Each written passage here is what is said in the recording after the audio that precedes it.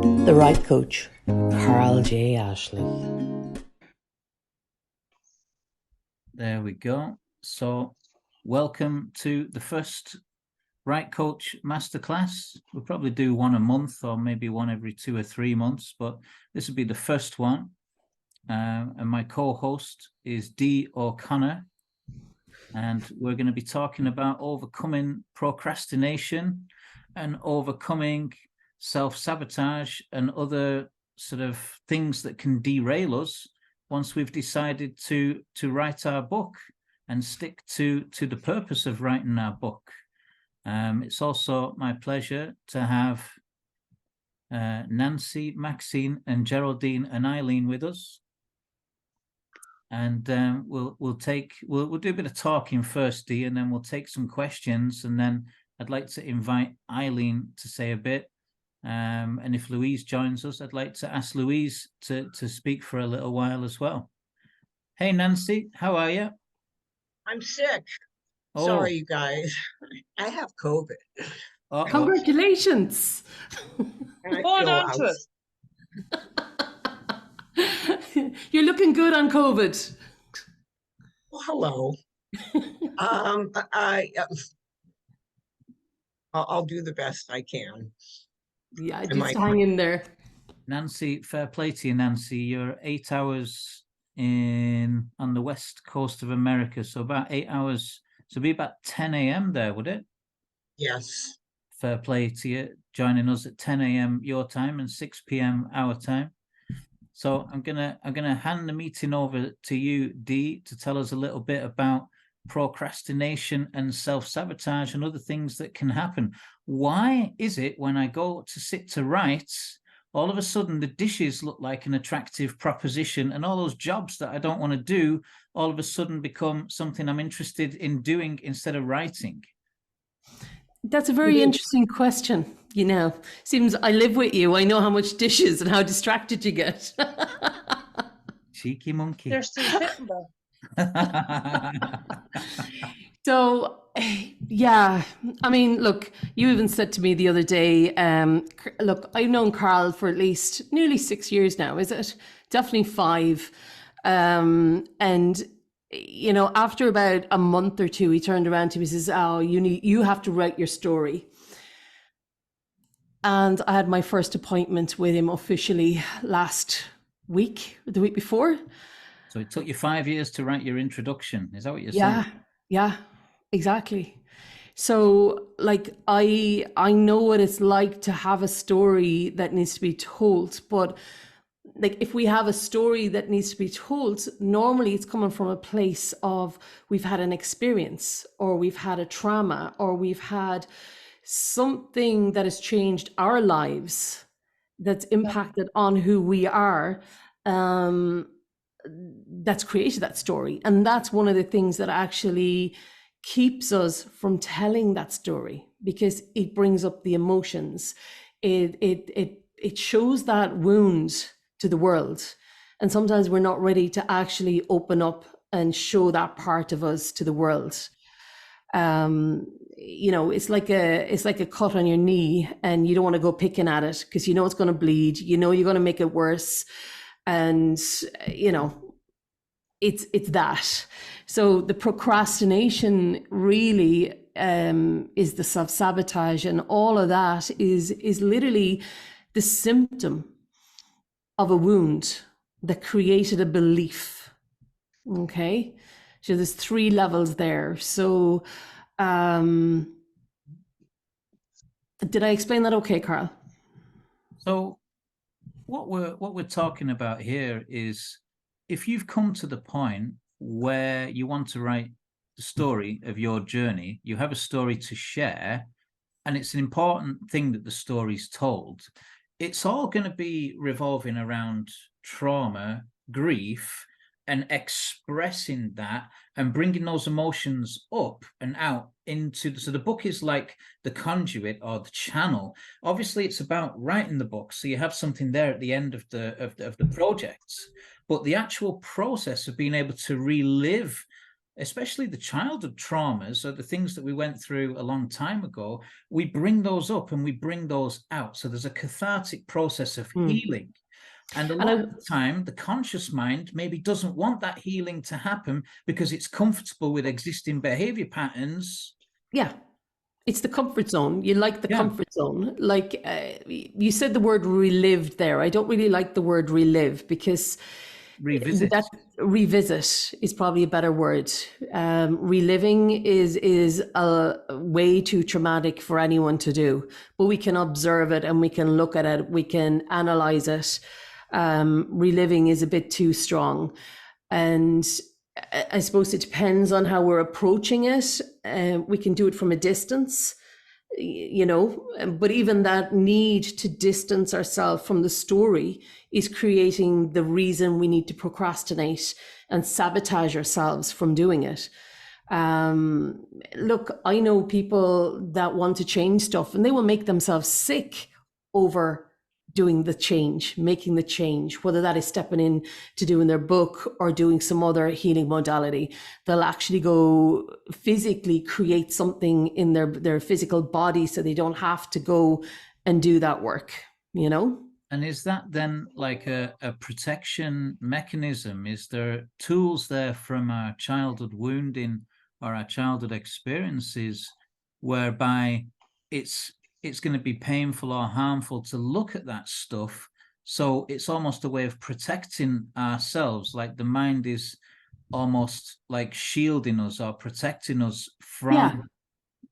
And the mind is just a machine. Okay, it's literally like a computer. What I put into it, it spits back out. Okay, I tell it what to do and it will do it.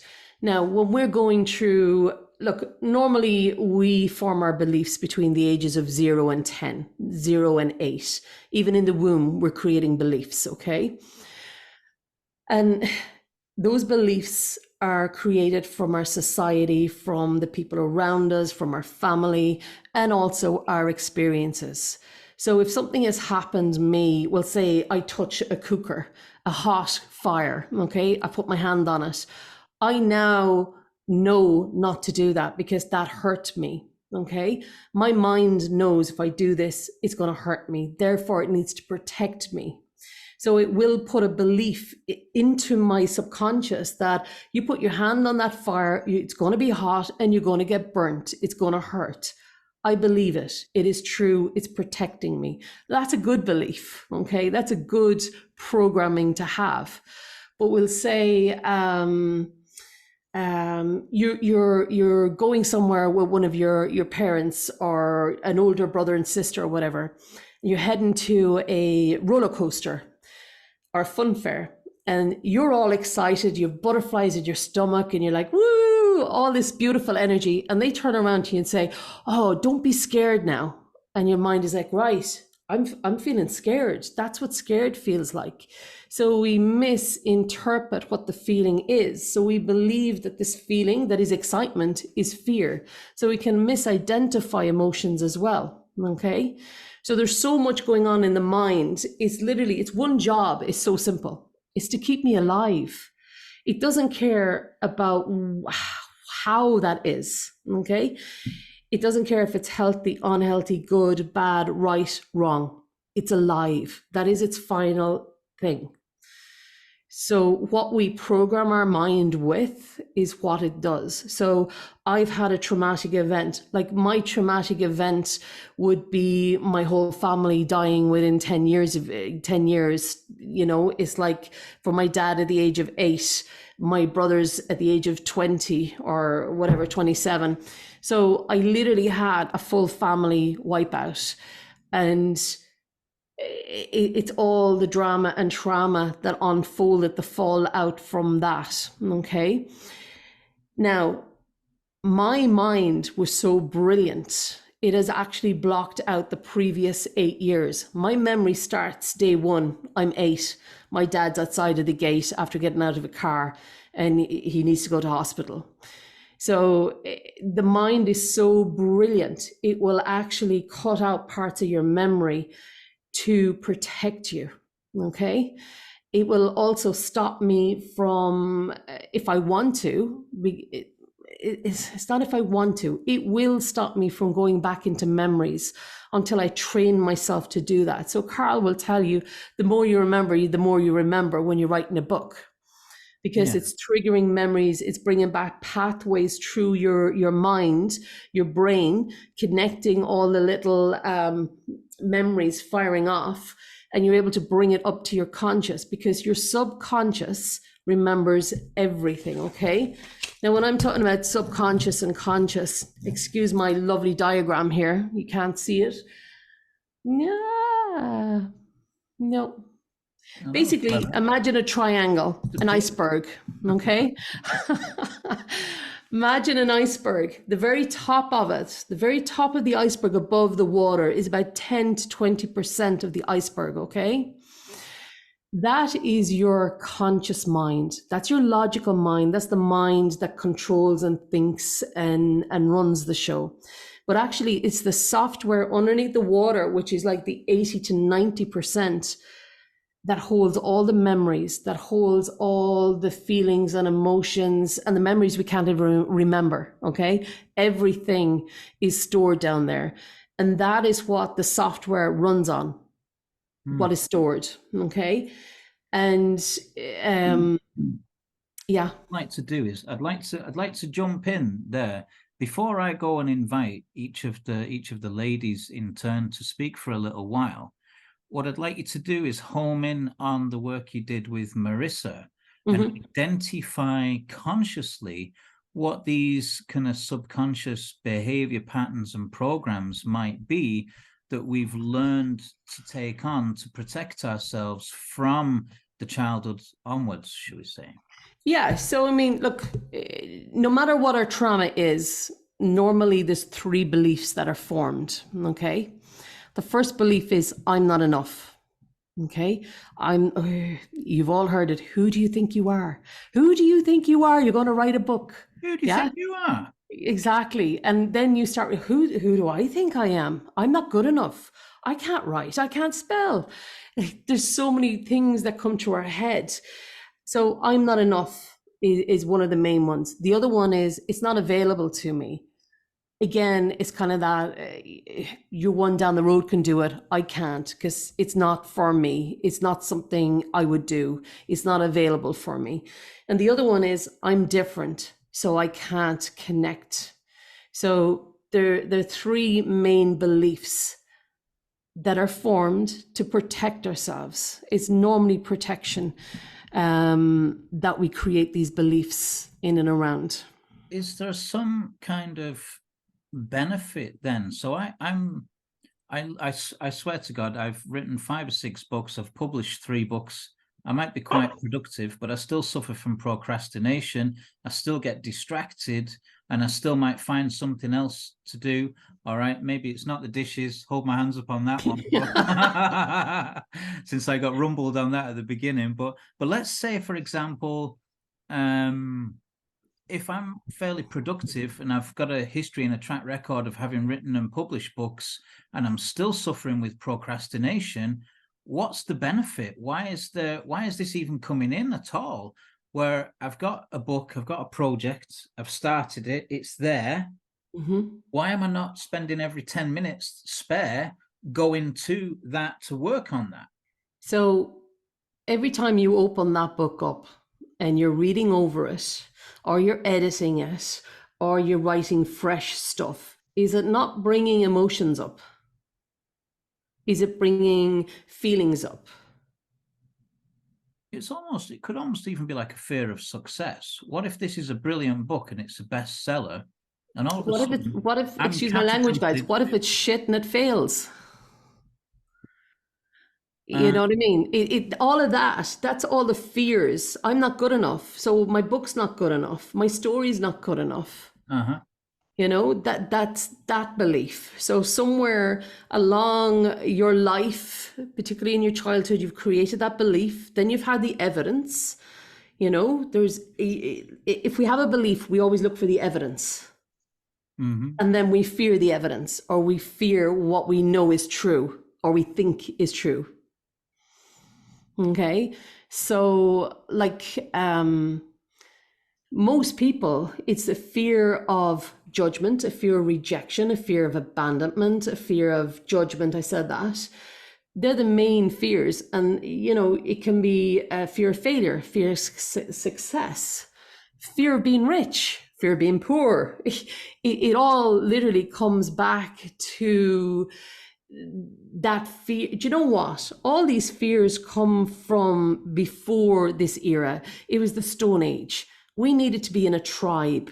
We needed people around us to survive. If they kicked us out of, you might need to turn off Nancy's camera there. Oh, Yeah. I think the recording is pinned on the speaker, so I think it's just yourself. Okay, cool. So, what was I saying to you?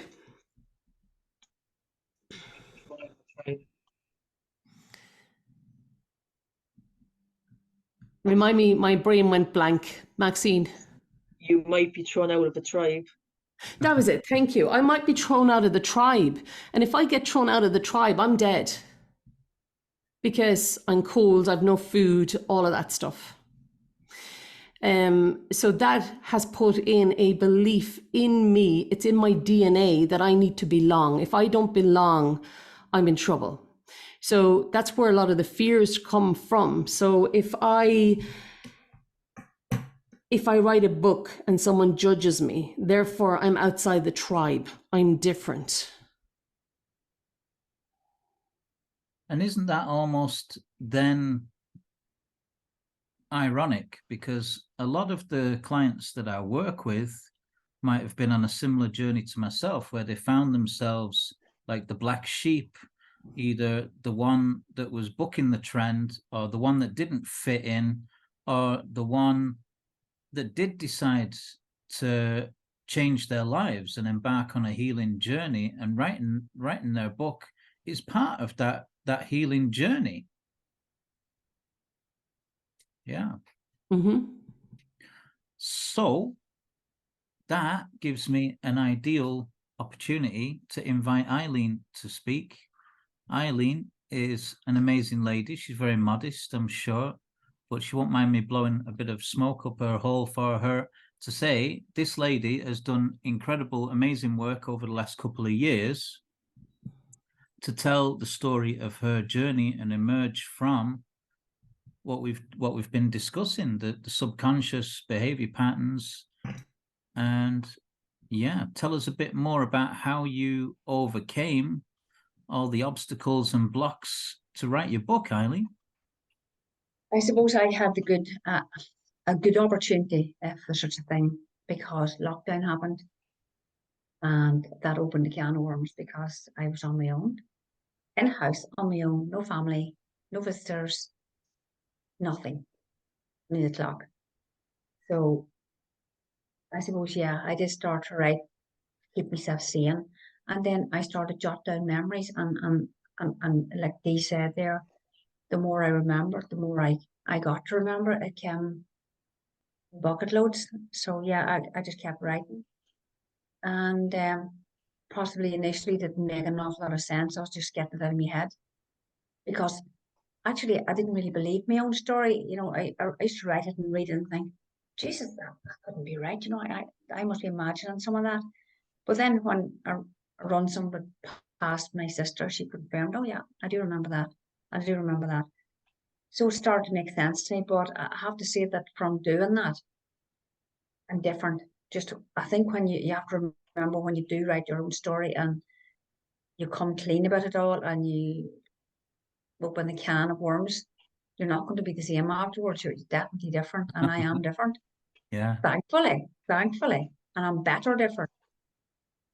So like, yeah, I'm still on that journey, and I'm still, working on it and finding out more and more about myself all the time. I suppose, is it worth mentioning you did so in conjunction with a hypnotherapist friend of yours that almost facilitated you revisiting some of those kind of childhood memories, and that helped you overcome any kind of obstacles there where you could see yourself as the child that was going through what you'd been through, and then you're connecting to the mature woman that's then writing the story both through your own eyes now, but then also through the emotions and the feelings of being the child again. Well, there's no doubt about it. It was very tough. It was very emotional and very, very tough. There was days like on end because of lockdown that I wasn't going anywhere and I was here and I just kept writing. But God forbid anybody come to the door, they would have saw an alien with red eyes bulging, you know. But you know, it's just what I needed to do. Yeah, and the hypnotherapist when I went, that was just like she was newly qualified, and that was just like almost come on, give her a go through a friend, and she did take me back into dates and times and scenes that shocked me. I did remember them. I knew they happened, but they were somewhere in me subconscious that I put away, and she brought them back to life for me, and it was hard going, to be honest, for a while, because I had to deal with the effects of that coming back to life again for me. But like again, memories bring more memories, and yeah, I remembered loads once I started to write. I think it's before I invite Maxine to say a bit as well, I think it's important to mention that you always seem to me to have the bigger picture in mind, in that what the work you were undertaking in writing the story of your journey, you're also bringing healing to the family system and bringing healing to the family dynamic, both for the generations before and after. And I think you were very mindful of that in your journey, Eileen, and that might have helped spur you on, knowing that you weren't just doing it for yourself. Yeah, that's true, but I was also very mindful that I didn't want to hurt anybody either.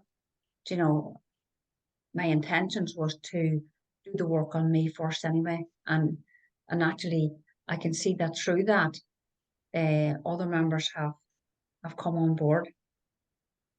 It's amazing, And isn't it? It's amazing. yeah, it is how, amazing. It's not as if I asked them to do anything, but no, few it's like things a I just field. tried them. I was very subtle in what I did. It's like a field of energy that you're working with, and that brings me to ask Maxine to speak for a little bit as someone who's got experience with the family constellations and the healing from family trauma from that angle. Can you tell us a little bit about how the sharing of your story through your book might help bring healing to the family system? Well, I totally forgot that I had actually written something in a book until you reminded me. Ah, beautiful. Are you going to read it to us? I don't have it with me now, but I will the next time. I'll have to run up the stairs.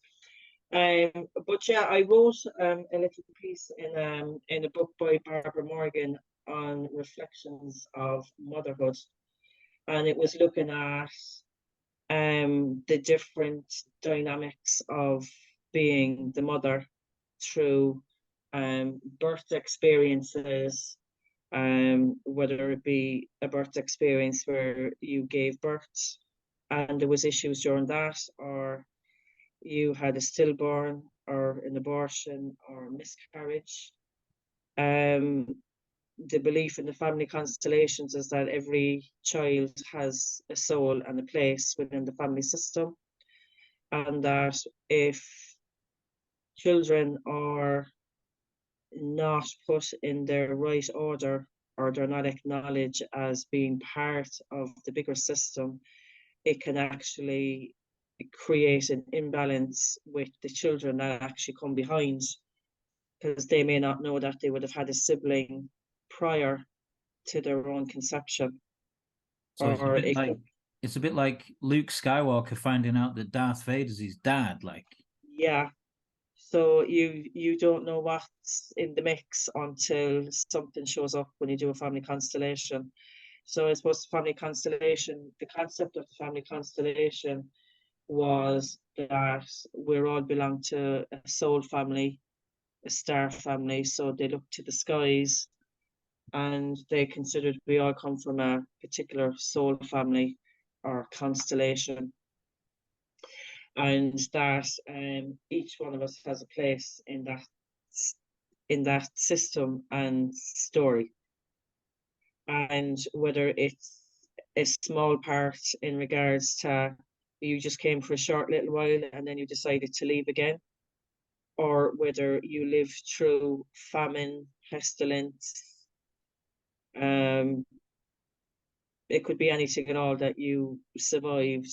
And it's about looking at the history of who you are and the family that you come from and your place of belonging within that family and system. And also what part of that system is blocked that's actually stopping you in your present life from moving forward. So it's about looking at the field or the energy that you're in, and then you're going back to a point in the history or the story of yourself and your family to find where the trauma has now blocked the generations that are coming up behind the original trauma.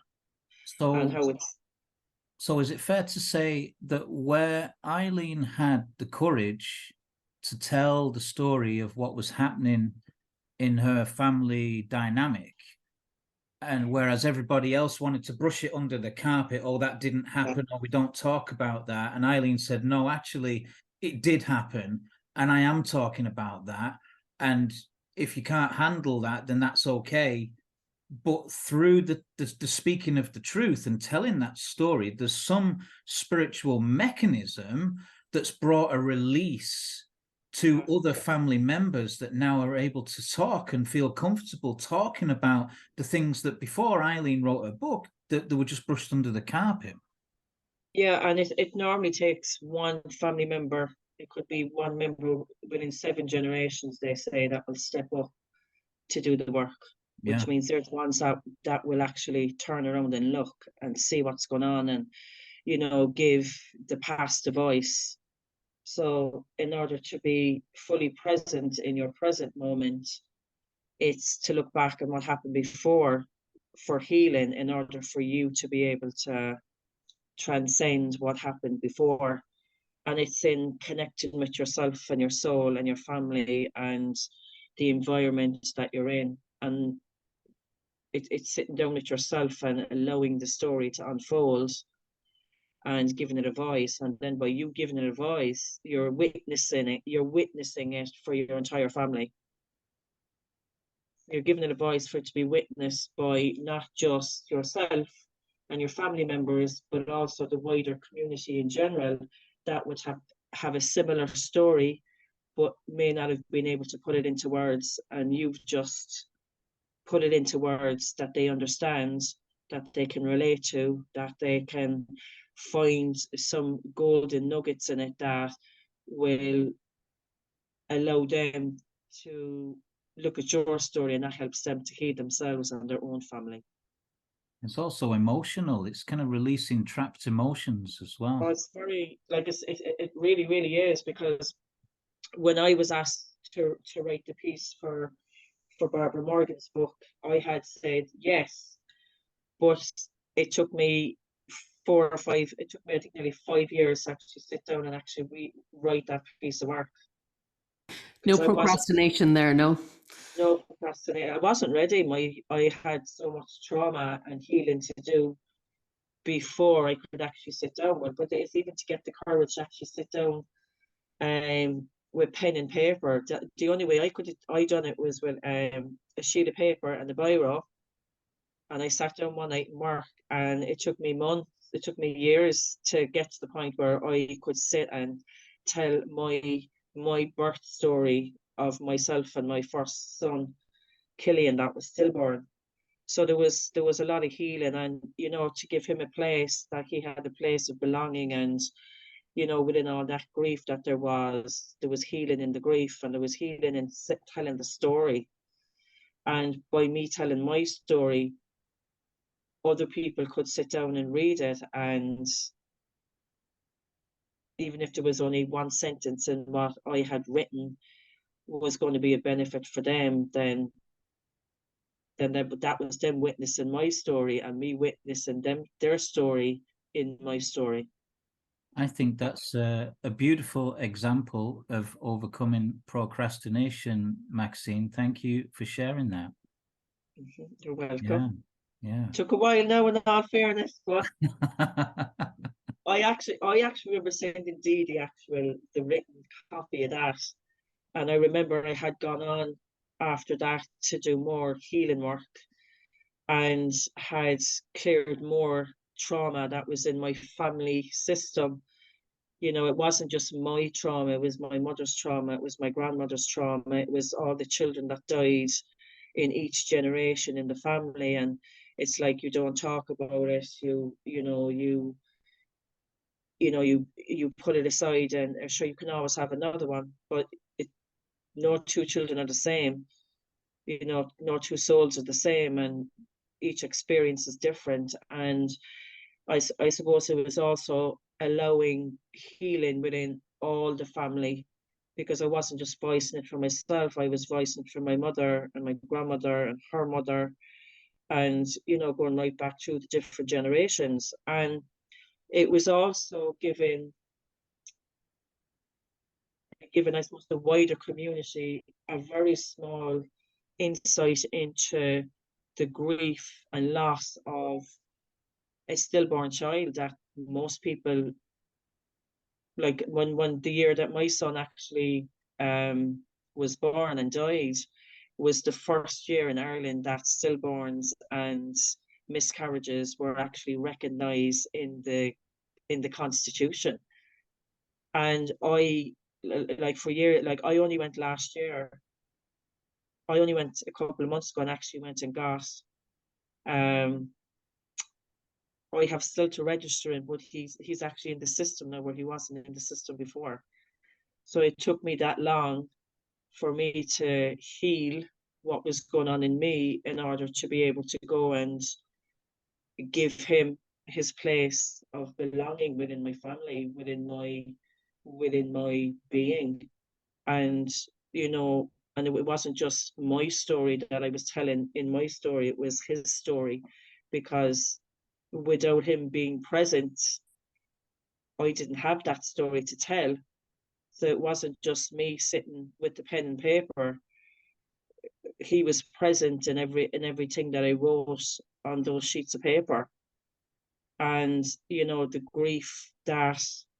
original grief that happened, and the healing process that happened afterwards, through the different types of healing that I would have done through the years, and the ones that really made an impact on me, for me to really be able to sit here now and not cry when I speak about my son, that like I can say I'll probably grieve for him for the rest of my life, for the life that he didn't have as opposed to the life he did have. But I had a lovely experience while I was carrying him in my womb, and he did have a place. And each child after that, and each experience, each pregnancy and every birth had its own story, but it was still all connected in the original story that you were told to hide away. That,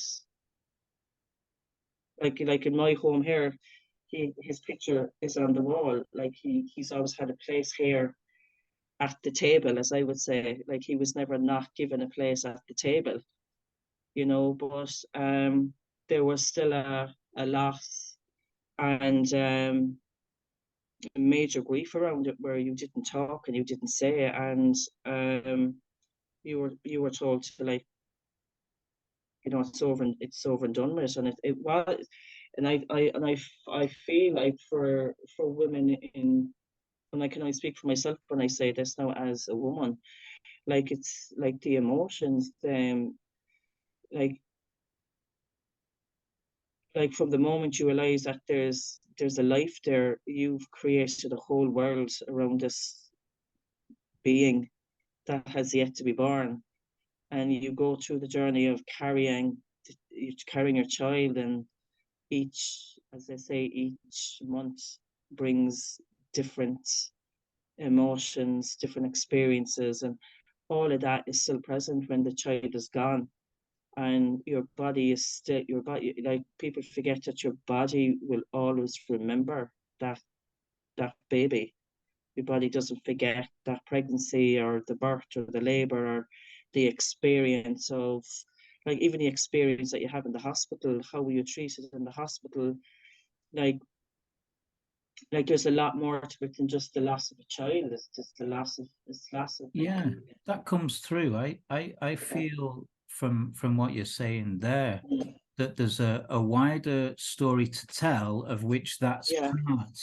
So there's definitely, yeah, it's like a jigsaw Yeah. puzzle in the overall picture of the Yeah. jigsaw. And even when It you is. got to the stage like Eileen has, where she spent 2 years writing the book, she's then talking about another book.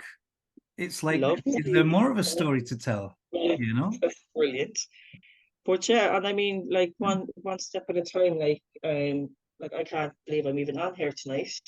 You know, it's amazing the universe opened up the space for me, and you emailed me, and but that, like, I mean, it's just like the pain. This pain is mightier than the sword, as they say. Now you said it. Now you said it. So they said the pen is mightier than the sword, and there's something. Like, you're sitting and you're writing, and the energy is flowing. You know, the energy is flowing. You're getting out of your head. You're getting into your body, and you're writing and writing and writing. I'm old fashioned. I use a pen and paper. I couldn't sit there now and do the keys. That would totally distract me completely. And We'll but work on that. each person does it in their own way. Like, I would write everything down first, and then I would type it, and then I'd go back, and I would go back to my pen and paper, and like, through the small piece of work that I had written, through the healing that I had done after I had written the first draft and sent it away, to what had happened in the meantime, that I went back and I added to that, because there was more to add to it. There was more to add to the story, because there was healing added to the story. There was new experience. My other children were added to the story, and I suppose, and then I gave it to my ex-partner to read, and it opened up. It opened up our relationship in a completely different way than it would have been before. And there was healing in that. Even like, that piece of work brought great healing to the family, brought great healing to, a broken relationship, broken dreams, broken everything, and it healed it. It gave it a face, it gave it a voice. And for me, it was probably one of the biggest catalysts for me for healing.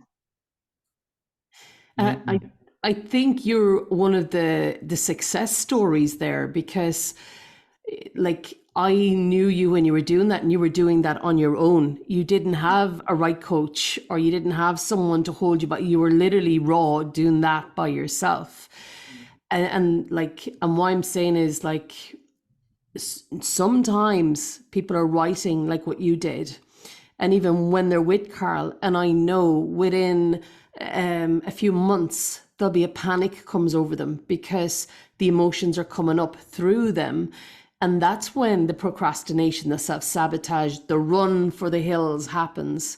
And this happens through a lot of different healing modalities, because I think what we're saying here as well is writing is healing, and it brings up a lot of the emotions up through us. And it's about acknowledging that's going to happen and not running for the hills, to actually take a break, take a few breaths, and come back to the pen and the piece of paper. I think what you're saying as well, is it, Maxine? It is. It's because, like, I procrastinated for nearly 5 years. Like, it's like, yeah, I'll do it, and I'm like, I really need to do this. I really need to do this. But, like, at the very start, I wasn't ready to do it, and I can honestly say I wasn't ready. But through the years, it was always in there that I was going to take the pen to paper. And when I did take pen to paper, I really got out of my own way there. or maybe I suppose it wasn't me getting out of my own way. It was actually me embodying myself in where I actually was in that moment, and actually sitting down and saying, okay, let's fucking do this. Like, let's see what shows up here. And it's like, I, that's what I did. I was like, shit. It was like 2 o'clock in the morning or something, and I was inside and work on a night shift, and I was like, there was another girl there with me, and I said, yeah, just give me that notepad there, and I just started writing. The And timing is right. Timing is everything. Yeah, and it is. And it's trusting yourself that whatever's meant to come out comes out, because it's your voice on page. It's your voice on the page. It's your memories. It's your experiences. It's whatever's inside you is coming up. But like and you're you putting say, it on the you page. can only do it when you're ready. You need to feel ready. And where I might come in for anyone who's sort of, they know they want to write a book, they know they want to write a story, they need someone that they can talk to share this with, and I'll guide them through the process. If they're not ready, it tends to show up fairly quickly, because you could sell the idea to someone. Oh, do you want to write a book? And they'll say, yeah, that's a great idea. You got an interesting story to tell. They'll be like, yeah, right. And after a couple of months, if they're not ready, it'll show, because it can only happen when it's meant to happen. And I suppose where the idea of putting this out there for helping people overcome procrastination, that idea was born out of just knowing from personal experience how easy it is to get distracted or to get taken away from having the focus and the mindset to do. It's almost like a duty. It's a story that needs to be told. And there seems to be some connection as well with shame. You've got to almost overcome or express shame. The shame, or in my case, it was overcoming low self-esteem, not feeling like I was enough, not feeling like I was good enough, and this sense of overcoming this kind of shame. I'm just conscious of the time. We've got about 5 to 10 minutes left. I wanted to invite Geraldine to say a bit. Are you still with us, Geraldine? You may or may not be. No, I am with you. I am. I'm not dead yet. I'm not dead yet. So I'd like to invite you to tell us a bit about your story and your journey. You've been very patient to listen to the rest of us. Whereabouts are you at on your journey? Well, now I had bits and pieces written over the last, something a bit like Maxine, but a bit like Eileen as well, like about COVID. But I do write pen and paper, and then if I need to type it, I'll type it. But what struck me was, and this is something I'm after doing the last, I'd say, 12 months, year and a half, is a personal statement. So to me, and I'll use that word, so to me, the books are really personal statements. Now, you can correct me if I'm wrong, but that's where I have been putting, Dee says, deep breath. I gave a Sunday here, and I don't know whether you remember my Father Day or not, but I gave a Sunday here writing something I had to write, and I gave the day crying into my soup, and eventually, and looking at him on the wall as much like, Willie Joe, just fucking, guide this hand whichever way.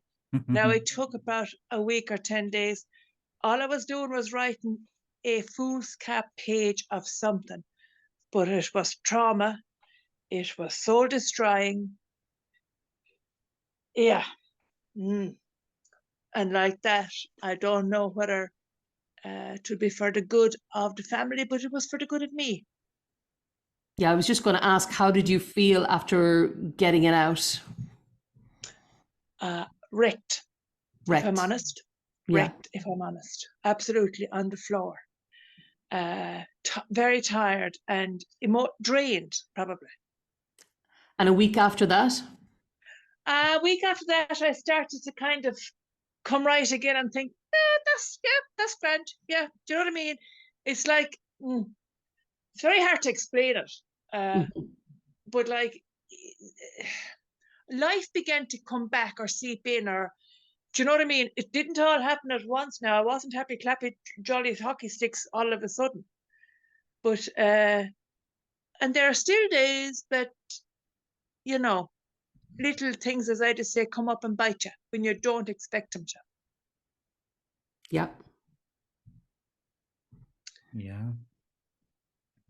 And so I'm expecting then maybe things to come from yourself, Geraldine. We can have a chat at some point. I offer a free session and a free guide to anyone that's interested in working with me.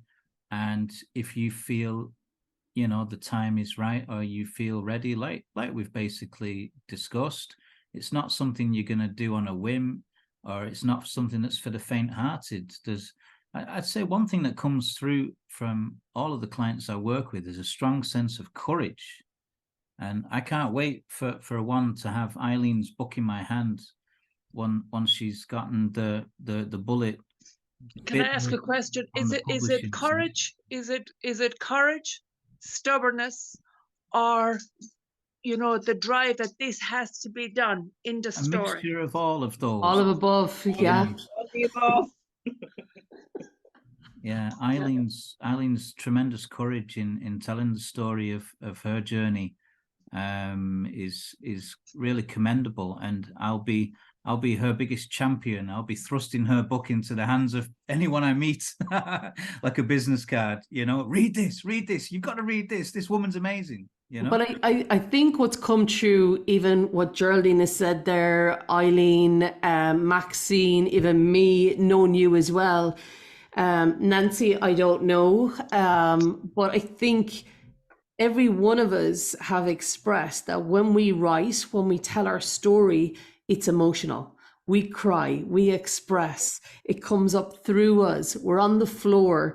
But in that, in itself, is the healing. You know, and for our family, I love that. That is absolutely beautiful that we can write and we create healing for our family, but not just the family, the community and society are the people in our country we can help by just expressing it. And it's not to be afraid of the tears, not to be afraid of feeling, because when we feel, we heal. It even rhymes.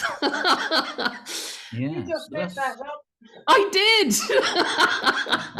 that's a good point at which to invite Nancy. And if Nancy's still with us, Nancy has an incredible story to tell, but we're still kind of in the early stages of working on it. Are you still with us, Nancy? And would you like to share with us some of your experiences of what you've been overcoming and had to deal with whilst writing your own story? Well, can you hear me? Yeah. I don't feel terribly presentable today, and my brain is in a fog. I really appreciate this workshop and the community. It's very valuable to me to know that people go through the same things that I do and experience those same feelings of fear. So and procrastination. As a matter of fact, I'm surprised I even showed up, because I have no doubt whatsoever that you will go on to become one of our greatest teachers, Nancy. I don't know about that, Carl, but thank you. It's a process. You know, I found I think, I don't know who was talking about it, but the trauma of past generations. And there's construction going on in my house, which is one of the reasons I muted you. So please forgive me. It, it, anyway, the community has been very. It's giving me, this workshop is giving me a lot to let me.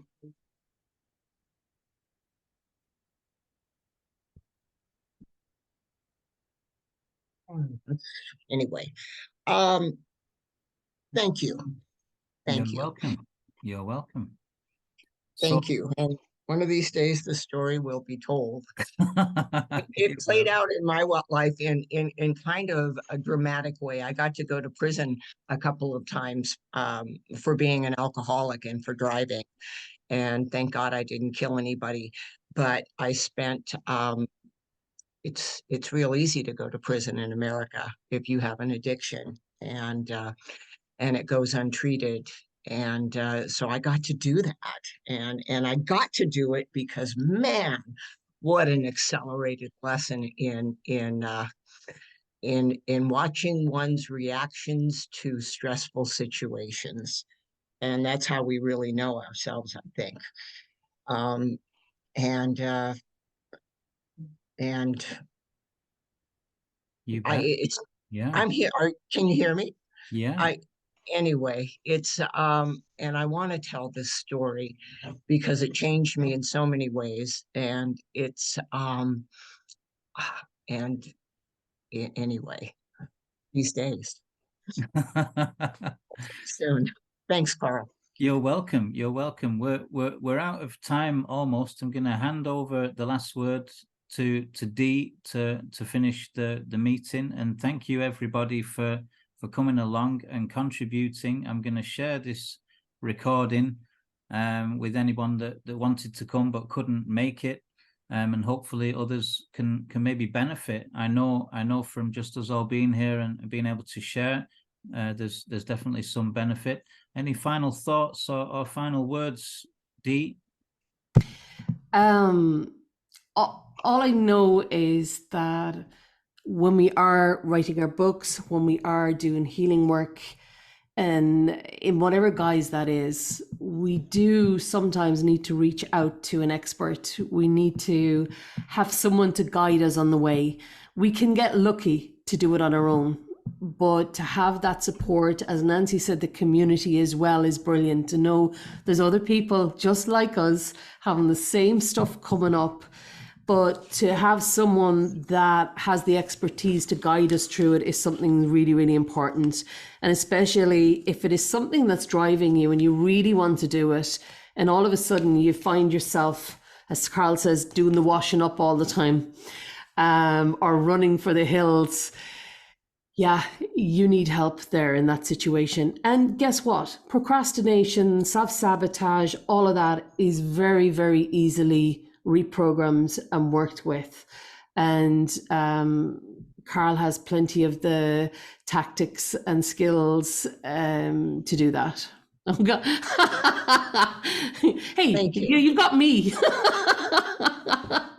So we'll leave it there today. Thanks a million to everybody for giving up their time to join us, and we'll do it. Maybe do one a month or one every couple of months. I'd like to keep doing these. I think it's important to build a community online, and whether we're available every month, obviously, it's not going to be a major issue. But it'd be lovely to invite you all back to another monthly Right Coach Masterclass where we can talk about something else. Maybe I'll come up with an idea for something other than overcoming procrastination, if I'm not too distracted. And here's the thing, your beautiful clients can send you in a couple of questions and answers, and maybe you can do a general Q&A.